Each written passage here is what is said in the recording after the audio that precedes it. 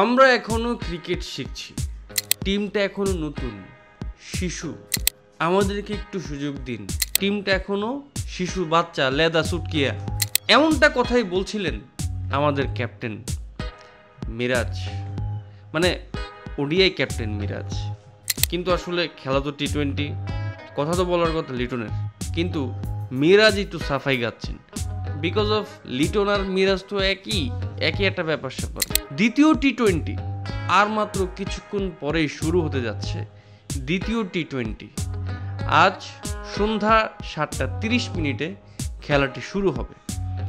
তো দ্বিতীয় টি-20তে বাংলাদেশ কি করে এটা দেখার বিষয়। যদি এই টি-20 ম্যাচ বাংলাদেশ হেরে যায়, তাহলে বাংলাদেশ শ্রীলঙ্কার সাথে সিরিজই হেরে যাবে। এবং যদি এই ম্যাচ হারে, তার মানে হোয়াইট ওয়াশ হওয়ার সম্ভাবনা প্রায় 100% নিশ্চিত।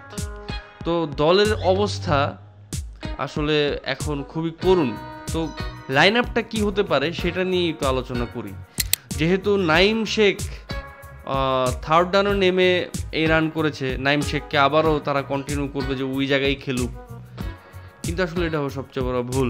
নাইম শেখ এজ ওপেনার খেলা উচিত। এবং মুস্তাফিজুর রহমান থাকতে সাইফুদ্দিন কীভাবে সুযোগ পায় আমি বুঝলাম না, বা অন্য পেসাররা কীভাবে সুযোগ পায়। মুস্তাফিজুর রহমান কেন টি-20 স্কোয়াডে ছিল না, এটা একটা এখন বড় প্রশ্ন।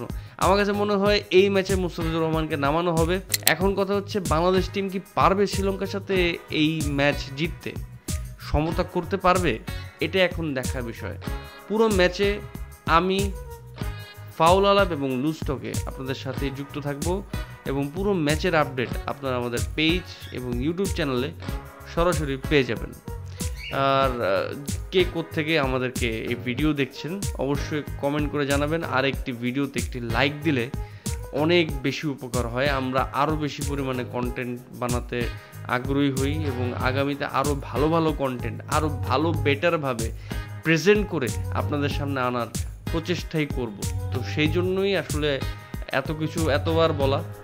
সাবস্ক্রাইব করবেন এবং অবশ্যই একটি লাইক দিতে ভুলবেন না। ভিডিওতে একটি লাইক করলে যেটা হয়, আমাদের একটু উপকার হয় এবং ভিডিওটি আরও কিছু মানুষের কাছে পৌঁছায়। সো অবশ্যই ভিডিওতে একটি লাইক দিয়ে আমাদের পাশে থাকবেন। Thank you so much.